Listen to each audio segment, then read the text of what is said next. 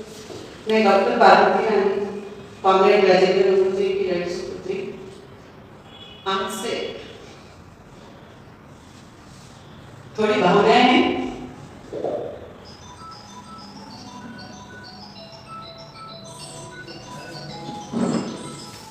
जिसके लिए मैंने अपने आप को मजबूत किया है और यहाँ पर आया।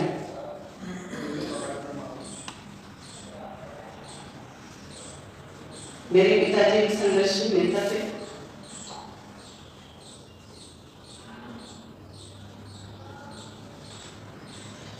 जिन्हें आप बखूबी जानते हैं। उनका जीवन काल एक हमेशा एक लाइन से रहा जिसमें उनके सिद्धांत प्रमुखता से थे। वे हमेशा अपने शुद्ध विचारों से सभी की सहायता करते थे। मैंने उन्हें जब से होश संभाला तब से देखा है कि वे जिला परिषद में कार्य करते थे और वहाँ की महासंगठना में वे एक कार्यकर्ता थे और साथ ही साथ एक बहुत अच्छे लीडर थे। उन्होंने अपनी लीडरशिप में हमेशा सहायता की। नहीं तो आज आप देखेंगे कि लीडरशिप पैसा लेने के लिए होते हैं, मदद कम करते हैं और साथ ही साथ दूसरों को अपनी नेतागिरी दिखाते हैं। लेकिन कांग्रेस प्रमुख ऐसे नहीं थे। जब वे जिला परिषद में थे तो उन्होंने हमेशा दूसरों की सहायता की और हम छोटे छोटे 4 बच्चे थे, लेकिन उन्होंने नेतागिरी में कभी भी अपनी फैमिली की चिंता नहीं की।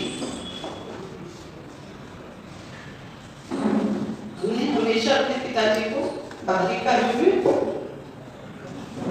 बिजी देखा। रात के 11 बजे के बाद वे घर आते थे, तब तक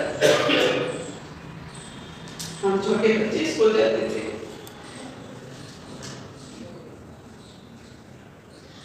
हमारी माता निर्मला गंगोत्री ने हमें उनके नहीं रहते हुए भी बहुत अच्छे से शिक्षा दी और आज अपने काबिल बनाया। लेकिन वे शिक्षा में भी हमारी माता जो कम पढ़ी लिखी थी उन्हें गाइड किया हमारे पिताजी ने। उन्होंने उन्हें बताया कि देख निर्मला, तुझे इन लोगों को संभालना है क्योंकि मुझे देश को संभालना,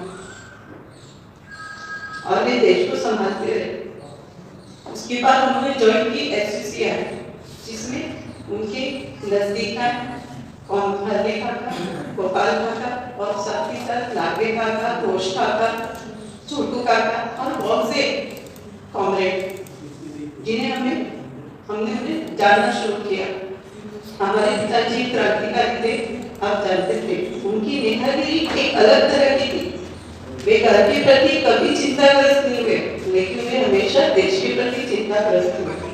हमेशा दूसरों की सेवा की, हमेशा दूसरों की सहायता की। धीरे धीरे ये बढ़ते गया उनका। गाँव जाते थे, वहाँ जाके कार्यक्रम करते थे, ड्रामा करते थे और उसके संबोधन से वे समाज को गाइड करते थे। हमेशा कोशिश करते थे एक नएपन की, जिसमें मजदूरों की सहायता हो, मजदूरों का विकास हो और साथ ही साथ सोसाइटी का विकास हो। उन्होंने कभी भी अपना विचार नहीं किया, हमेशा दूसरों का विचार किया, देश का विचार किया। ऐसा व्यक्तित्व बहुत कम दिखाई पड़ता है। आज जो भी दिखाई पड़ता है सिर्फ उसमें एक ग्लानि होती है। वे ग्लानि होती है कुछ लेने की, स्वार्थ की, लेकिन वे स्वार्थ से परे थे। अन्य काका चले गए और दादा कुछ से गए, लेकिन फिर भी उनका काम चालू था। कुछ न कुछ तरीके से चंद्रपुर जाते, यवतमाल जाते और कहाँ जाते, लेकिन हमें हमेशा से दूर रखा। उन्हें डर था कि वे जो काम कर रहे कहीं वो काम का कुछ गलत परिणाम न हो जाए, लेकिन ये जो भी काम करते थे बहुत अच्छी कर रहे थे। अगर आज ऐसे नहीं खाओगे तो देश जरूर सुधरेगा।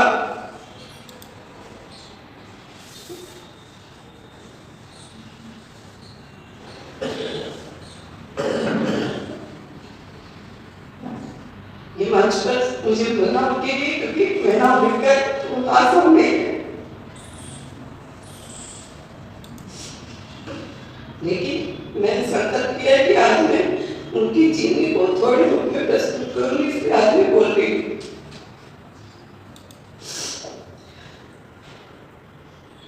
एसएसआई का कुछ प्रॉब्लम हुआ और उनकी जो कार्य प्रणाली थी, कार्य सिद्धांत थे, वे कुछ पीछे पड़ गए और उन्होंने वे कार्यकारी नेता थे, उन्हें कार्य चाहिए था। उन्होंने टीचर्स एसोसिएशन क्या है मुझे पता नहीं ठीक से, लेकिन कुछ टीचर्स हैं जिनका बहुत बड़ा प्रॉब्लम हो गया, लाखों का प्रॉब्लम हो गया। यहाँ बैठे सर, वकील सर, वे सब जानते हैं शायद। उन्होंने बगैर पैसे लिए उन टीचर्स का मदद की और वो टीचर्स की उन्होंने इतनी मदद की कि एक टीचर्स को 35 लाख 40 लाख जो उनका हर्जाना था वो हर्जाना मिलने में मदद हुई और वो सारे के सारे अमाउंट सिर्फ मेरे दादा की चीज से वे दे पाए। लेकिन अंत में क्या हुआ, वो जो टीचर्स थे वो उनके मृत्युकाल में, उनकी फ्यूनरल में सिर्फ फ्यूनरल के समय सिर्फ 2 टीचर्स आए और बाकी के टीचर्स ने एक्सक्यूज दे दिया कि वे शादी में गए हैं, वे कुछ बताए कि हम यहाँ गए। कम से कम 10 से 15 सर टीचर्स ऐसे थे, मैडम भी थी कुछ, जिन्होंने कम से कम 40-45 लाख रुपए का हर्जाना प्राप्त किया सिर्फ कॉमरेड राजेंद्र गंगोत्री की सहायता से, जिसमें वकील सर ने भी सहायता की। लेकिन प्रमुखता से सुबह 4 बजे से लेकर रात के 11 बजे तक हमारे दादा सिर्फ उनका काम करते थे।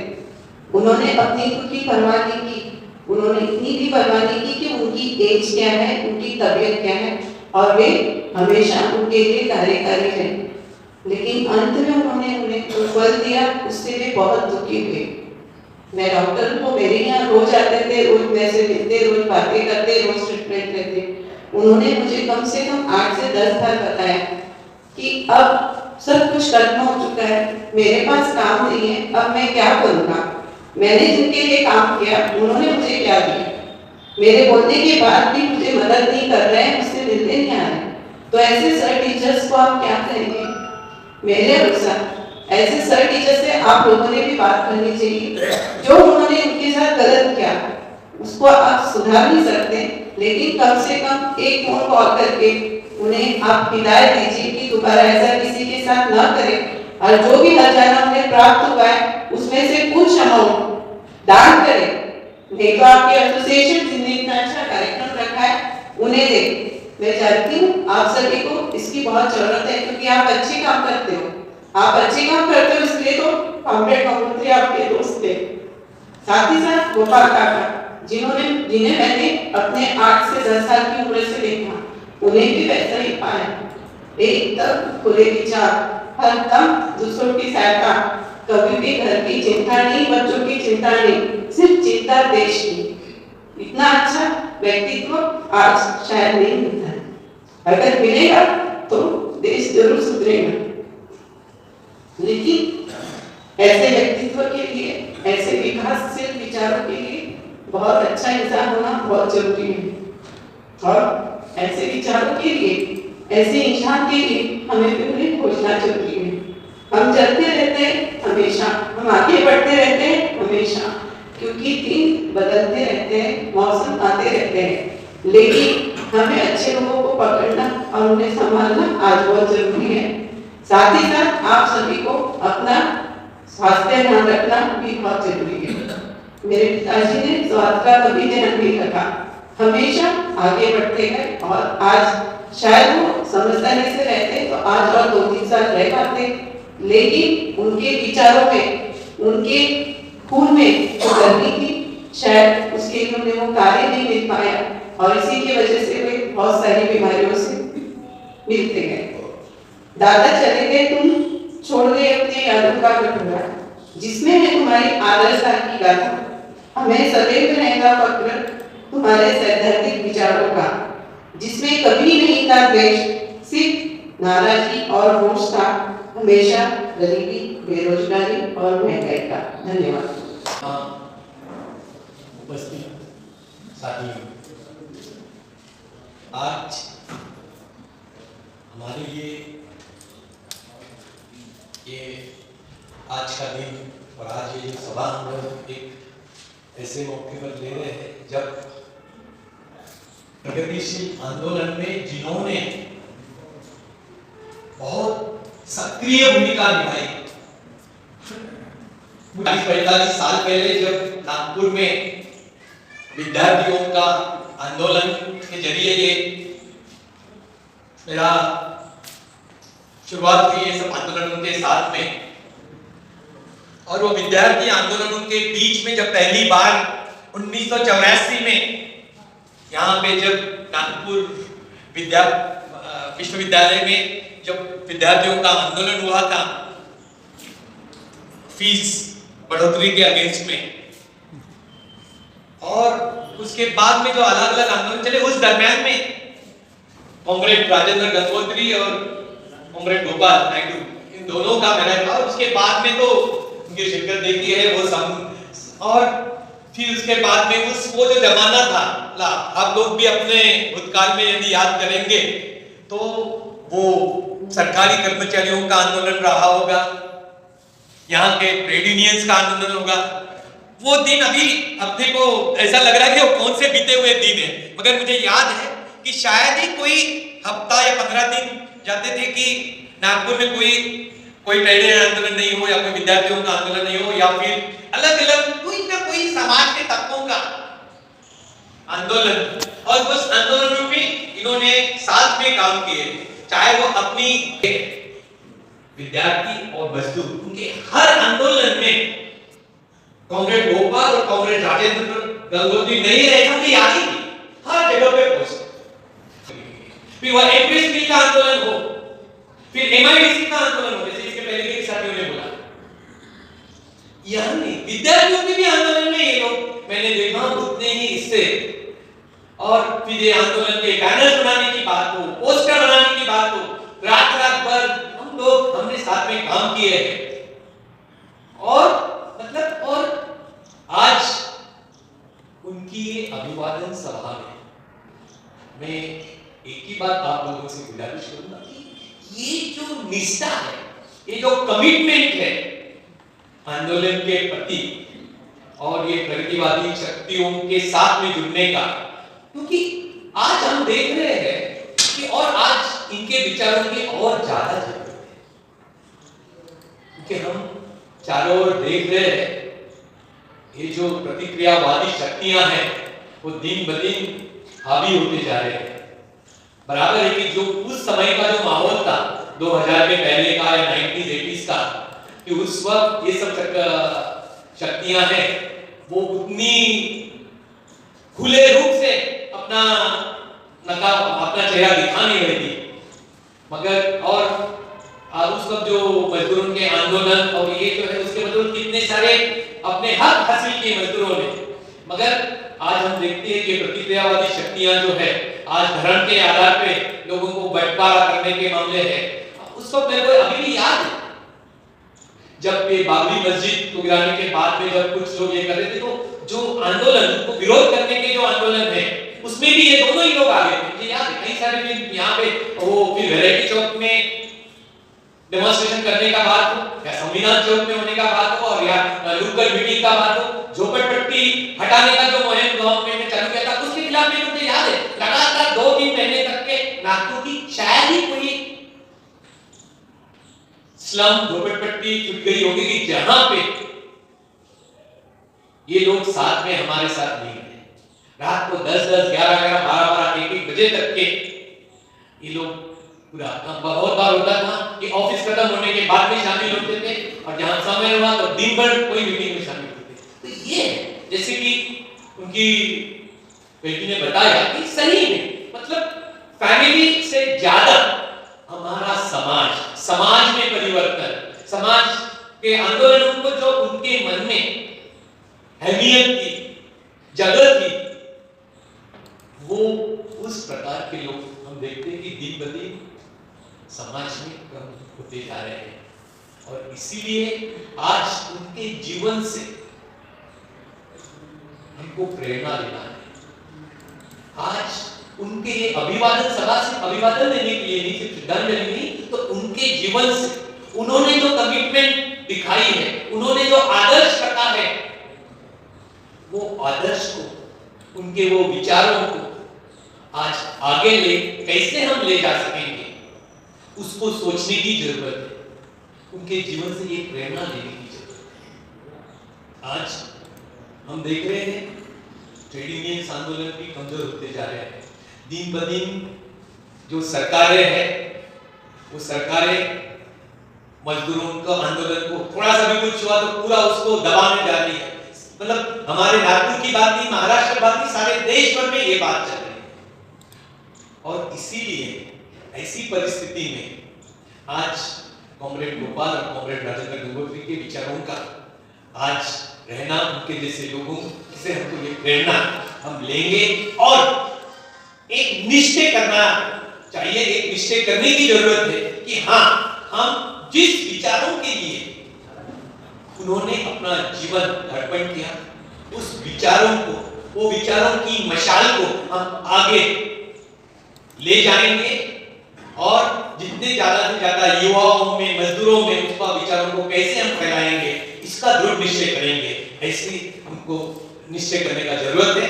और आज आपने मुझे इस मंच पे बोलने का जो मौका दिया उसके लिए बहुत बहुत धन्यवाद। कॉमरेड गंगोत्री और कॉमरेड गोपाल नायडू उनको मैं क्रांतिकारी अभिवादन देता हूं।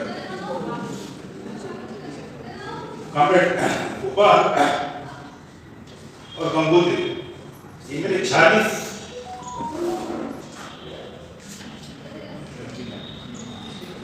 साल पुराने मित्र ही कॉमरेड है। मैं ये तुझे पहला आदमी में आया और उस समय मैं बेरोजगार और ये चीज है कि मुझे यहाँ पर काम करने के लिए दिया। मेरे बाद में कॉमरेड हरने आए और हम उस समय कॉमरेड गंगोत्री ने, कॉमरेड अशोक तूल और उनके साथ सावरकर, विनायक कराड़े, गोपाल नायडू, सारे लोगों की एक ही संगठन में काम कर रहे थे। यशु का नाम नहीं था उस समय, सामाजिक संस्था समिति थी, नहीं सामाजिक संस्था समिति जिसके ऑफिस में मैं खुद रहता था। और उस समय मुख्य रूप से दो बातों पर चर्चा हुआ करती थी, वर्ण वर्ग संघर्ष, वर्ण प्रमुख, वर्ग प्रमुख। और उसमें कॉमरेड गंगोत्री जो है क्योंकि लोहिया वाली परंपरा से आए थे, कॉमरेड गोपाल नायडू भी लोहिया वाली परंपरा से आए थे, इसलिए के पहले वे लोहिया से प्रभावित थे और इसके जो लोहिया के सिद्धांत थे उस सिद्धांत को यशु वाले लोगों को बराबर ये सिद्धांत भी यशु वाले भी सांस्कृतिक आंदोलन की बात करते थे, लेकिन वर्ण वर्ग और यहाँ की जाति व्यवस्था, यहाँ का आंदोलन के बारे में उनकी जानकारी कमी थी महाराष्ट्र के बारे में। वो जानकारी कॉमरेड गंगोत्री क्योंकि यही थे, मैं भी यहाँ का नहीं था, मैं भी बाहर से आया था। वो सारे काम जो है सैद्धांतिक जो चर्चा थी, उस सैद्धांतिक चर्चा में कॉमरेड गंगोत्री पारंगत थे। मार्क्सवाद के सैद्धांतिक पक्ष और मार्क्सवाद के व्यवहारिक पक्ष इसकी जो उनको बखूबी जानकारी थी। और कम से कम उस जमाने में यशु इसका पॉलिटिक्स आयोजित करते थे, केवल भावनिक रूप से किसी पार्टी में जुड़ गया, ट्रेड यूनियन में इससे जुड़ गया, सैद्धांतिक बातें होती थी और उसमें गंगोत्री जी का एक प्रमुख योगदान रहता था। वो बोलते अगर सैद्धांतिक समझ नहीं है तुम कभी उड़क जाओ। और वर्ग हमारे साथ में जितने सारे लोग थे, मतलब दलित आंदोलन के लोग, आज वो सबके सब बीजेपी के साथ में। वजह क्या है? क्योंकि सैद्धांतिक समझ वगैरह नहीं थी, उनको केवल एक भावनिक बाबा साहब को लेकर के, भावनिक प्रश्नों को लेकर के इकट्ठे होते थे, लेकिन वो मूल बातें जानते नहीं थे। गंगोत्री बोलते हैं ऐसे लोग जिनमें सैद्धांतिक समझ कम होती है वो कभी भी वो टिक नहीं सकते। साथियों, गांधी जी बहुत उच्च स्तरीय हृदय होती है, सबसे उच्च स्तरीय हृदय होती है और वो हृदयवती कॉमरेड हरने में थी और कॉमरेड गंगोत्री में थी। मेरे उस समय के साथ यहाँ से मतलब कोई बहुत कम बचे, बहुत सारे दिखते हैं, बाकी उस समय कोई बचे नहीं है। और जो थे और खास तौर से दलित, मतलब कोई उसको अन्यथा न ले, हमारे साथ जो दलित आंदोलन के साथी थे तो हम बहुत उनके नाम लेने को पड़ते नहीं और सबके सब जो है बीजेपी गोदी में जाके बैठे। तो समय ऐसा है कि ये विरोधी धारा में रहने वाला समय है, मतलब जो डार्क एज भारत के इतिहास में रहा है वो डार्क एज अभी है। आज सैद्धांतिक समझ जो है लोगों की बहुत कम है, वामपंथी आंदोलन में आने वाले लोगों की संख्या तो बहुत ही कम है। अगर ये पीढ़ी अगर चली जाए, मतलब कॉमरेड जो सक्रिय राजनीति में है वो यहाँ पर अपना आर्थिक परिस्थिति पर व्याख्यान देने के लिए आए, मैं उनको ये सारे जो भी लोग इस कार्यक्रम में जुटे उनका मैं हृदय से आभारी अभिनंदन करता हूँ कि वो लोग झंडा उठाए हुए हैं। बहुत आज सबसे कठिन परिस्थिति है, उस कठिन परिस्थिति का अवलोकन कॉमरेड लोग अभी 3:30 बजे बात करेंगे, ये बहुत महत्वपूर्ण है। नागपुर में ये दो लोग थे, ये सांस्कृतिक पक्ष को क्लियर कर था, उनका क्या कंट्रीब्यूशन था वो कॉमरेड प्रकाश जी ने अपने इसके ऊपर डाला है कि एक सांस्कृतिक आंदोलन कैसे चला जाए, क्यों चला जाए, कौन सी हृदय होती है और लाया जाए, कैसे समय नहीं लगाया जाए, कैसे कोरोना जगाई जाए, वो गोपाल नेहरू सांस्कृतिक कार्यक्रम के जरिए वो क्या करते थे। यहाँ पर भी सीधे साझा थे, नाटक करते थे, नुक्कड़ नाटक करते थे, विनायक कराड़ लिखते थे, हम लोग सब करते थे, गंगोत्री जी भी नाटक करते थे। मतलब वो एक समय हर फ्रंट के ऊपर जो है तैयार रहने की दोनों लोगों की तैयारी रहा करती थी। वो आज हम लोगों के बीच में नहीं है। बहुत बड़ी शक्ति है, बहुत बड़ी शक्ति है, बहुत वर्ष की तरह से बाद में ऐसा एक कॉम्पिटिशन था। और चले हम तो कहते हैं परिवार करते हैं। और आपने जो भी बोला उसके कारण मैं भी लिखूं, क्योंकि मैंने गंगोत्री की आंख देखी है। वो भी मोहताज हो गए थे, वो मोहताज हो गए थे। जो आदमी पूरे इसमें लिए अपना इतना त्याग करे, तपस्या करे, घर को ध्यान न दे, और उसको जो हमारे मजदूर आंदोलन के जो लोग हैं उसके ऊपर कभी कोई ध्यान न दे, ये एक व्यापारिक विफलता है, एक पक्ष है। उसको कॉम्रेड जो इसमें लगे हुए हैं आंदोलन में, उस पर देखिए कॉम्रेड की भी जिंदगी होती है, उसमें परिवार होता है, और उस परिवार के ऊपर अगर कोई संकट आता है तो उसमें हमें क्या भूमिका होनी चाहिए, ये क्रांतिकारी अभिवादन है, ये उनको योगदान दिए। आप लोग मैं फिर से उनको क्रांतिकारी अभिवादन करता हूँ। सभी को लाल सरोवर। सबसे पहले गोपाल नायडू जी को पुणे में श्रद्धांजलि। ऐसे मौकों पर जो भी हमारी वैचारिक भावांजलि अर्पित होती है वो उन्हें बॉन्स के परावर्तित होकर हम तक आती है और हमें प्रेरणा देती है कि हमें भी अपनी कमजोरियों पर ध्यान देते हुए ऐसी शख्सियत के रूप में अपने आप को उठाने में क्या कमी है। और एक सवाल भी खड़ा होता है कि हम ऐसा करें तो क्यों करें और नहीं करें तो क्यों। इन सवालों से जब आदमी आगे बढ़ता है तो ऐसा लगता है कि ये वजूद, ये शख्सियतें हमारे साथ कदम ताल कर रही है, आज भी हमारे साथ, और ये प्रेरणा एक जिम्मेदारी को भी हमारे सामने खड़ा करती है कि अगर आज कोई भी वैचारिक या भावनात्मक हमारी श्रद्धाओं के सामने उनके प्रति अर्पित हो रही है तो उसका पहला काम इस रूप में हो कि हम उनके छोड़े हुए अधूरे कामों को आगे बढ़ाएं और उसी शिद्दत से बढ़ाएं। मैं, क्योंकि मेरा अधिकतर समय दिल्ली में बीता, महाराष्ट्र में कम, तो मेरा कभी ऐसा मौका नहीं था कि मैं कॉमरेड गंगोत्री जी से या कॉमरेड गोपाल नायडू से ज्यादा मिलता। एक ही मौका मुझे शायद अगस्त में मिला, उससे पहले मिले होंगे तो सरकारी तौर पे जो मैं कॉमरेड नायडू से मिला।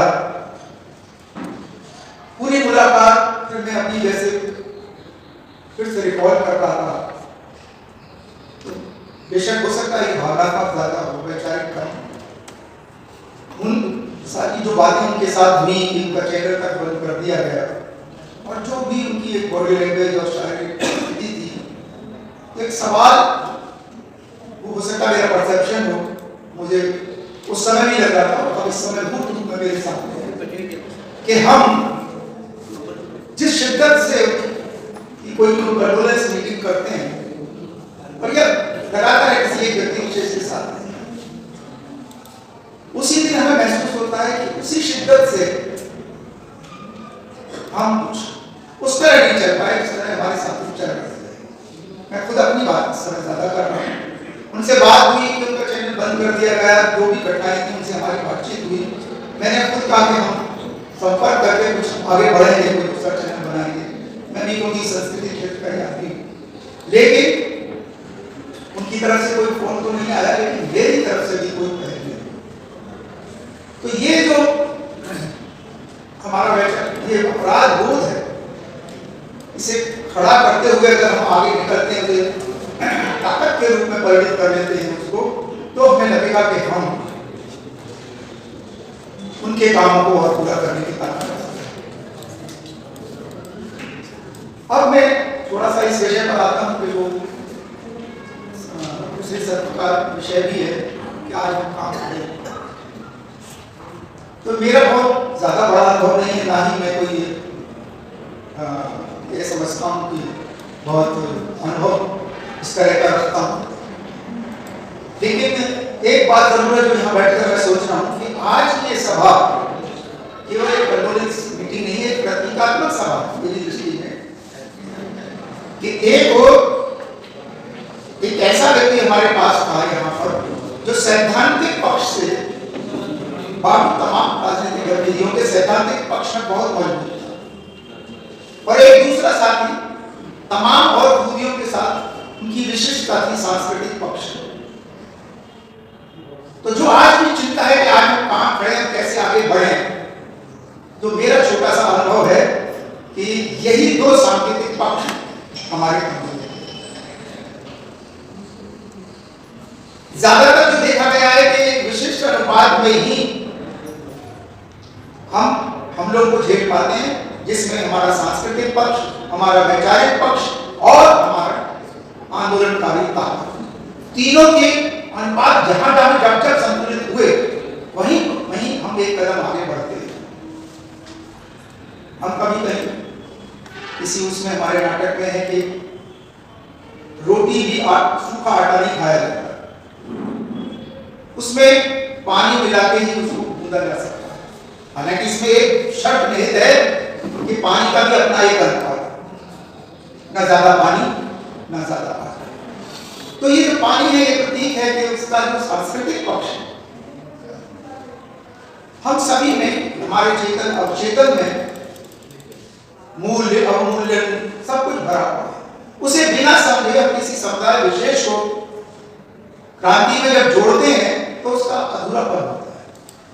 आज भी हम देख रहे हैं कि हमारे पास युवाओं की कमी है, और महिलाओं की भी कोई बहुत बड़ी संख्या नहीं है।